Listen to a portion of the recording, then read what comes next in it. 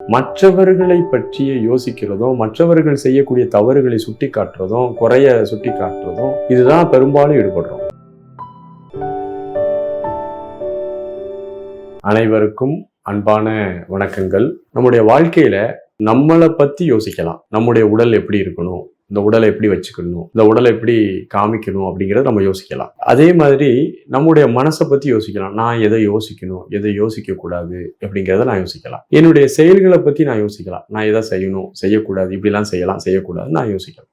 ஆனால் நம்மகிட்ட பெரும்பாலான மக்கள் என்ன செய்யறாங்கன்னா, மற்றவங்க என்ன செய்யறாங்கன்னு சொல்லி கவனிக்க ஆரம்பிக்கிறோம். நம்ம நமக்கு கண்ணே தெரியாம போகும், ஆனா அடுத்தவங்க கண்ணில் தூசி இருக்குன்னு சொல்லிட்டு இருக்கோம். இன்றைக்கு பெரும்பாலான மனிதர்கள் மற்றவர்களை பற்றிய யோசிக்கிறதும், மற்றவர்கள் செய்யக்கூடிய தவறுகளை சுட்டி காட்டுறதும், குறைய சுட்டி காட்டுறதும், இதுதான் பெரும்பாலும் ஈடுபடுறோம். நம்மை பத்தி யோசிக்கிறது குறைஞ்சிருச்சு. மற்றவர்களை பத்தி நீங்க மையப்படுத்தி அவர்கள் அப்படி செய்யறாங்க இப்படி செய்யறாங்கும் போது நீங்கள் உங்களை யோசிக்கணும். இதே இடத்துல நான் இருந்தா என்ன செய்வேன்? இப்போ அவர்கள் இப்படி செய்யறாங்கன்னு சொல்லி ஒரு கிரிட்டிசிசம் பண்றேன், அதே மாதிரி நான் அந்த இடத்துல இருந்தா எப்படி நடந்திருப்பேன் அப்படிங்கிறத நீங்க பகுத்தாய்வு செய்து உங்களை பக்குவப்படுத்திக்கணும். நீங்க மற்றவர்களை குறை சொல்ல ஆரம்பிச்சீங்கன்னா வாழ்நாள் முழுவதும் குறை சொல்லிட்டே இருப்பாங்க. இன்னைக்கு நிறைய உளவியல் நோயாளிகள் உருவாயிட்டு இருக்காங்க. மற்றவங்க அவன் சரியில்லை, என் பொண்டாட்டி சரியில்லை, என் குழந்தை சரியில்லை, வேலைக்கு போன இடத்துல சரியில்லை, அந்த ஒரு ஆளு மற்ற எல்லாத்தையும் சரியில்லை சரியில்லை சரியில்லைன்னு பேசுவான். ஆனால் எப்பமாவது ஒரு 5 நிமிஷம் உட்கார்ந்து தான் சரியா இருக்கமான்னு யோசிச்சிருக்க மாட்டான். மற்றவர்களை சரியில்லை சரியில்லை சரியில்லை சரியில்லைன்னு நம்ம சொல்லிக்கிட்டே இருக்கும்போது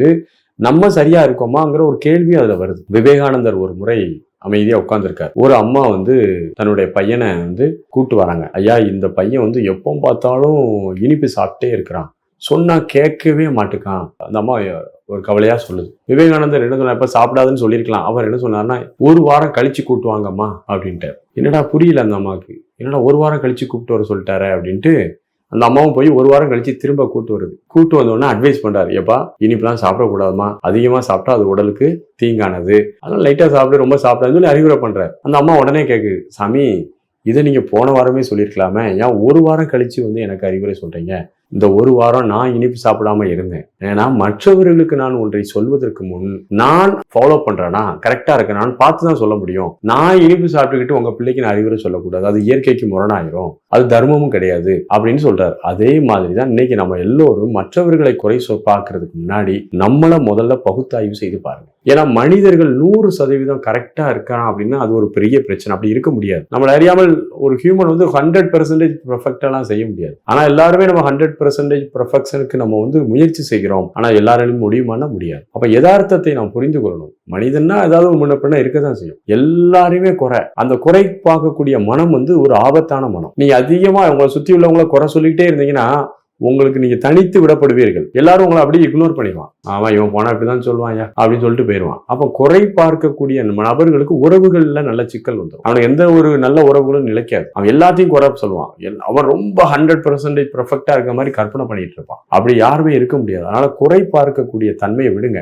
முதல்ல உங்களை நீங்க பாருங்க. நம்மள வழி நடத்தலாம், நம்மள யோசிக்கலாம், நம்ம எப்படி இருக்குன்னு யோசிக்கலாம். மற்றவங்க எப்படி இருக்கணும், இப்படி இருக்கக்கூடாது கிரிட்டிசிசம் வேண்டாம். 2 விஷயம் இருக்கு. தனிப்பட்ட விஷயம், பொது ஸ்தலத்துல ஒரு மனிதன் எப்படி இருக்கணும். ஒரு தலைவன் கிரிட்டிசிசத்துக்கு உள்ளாக வேண்டும். ஒரு தலைவன் தன் மீது வைக்கக்கூடிய விமர்சனத்தை ஏற்றுக்கொள்ளணும். அப்பதான் ஒரு நல்ல தலைமை.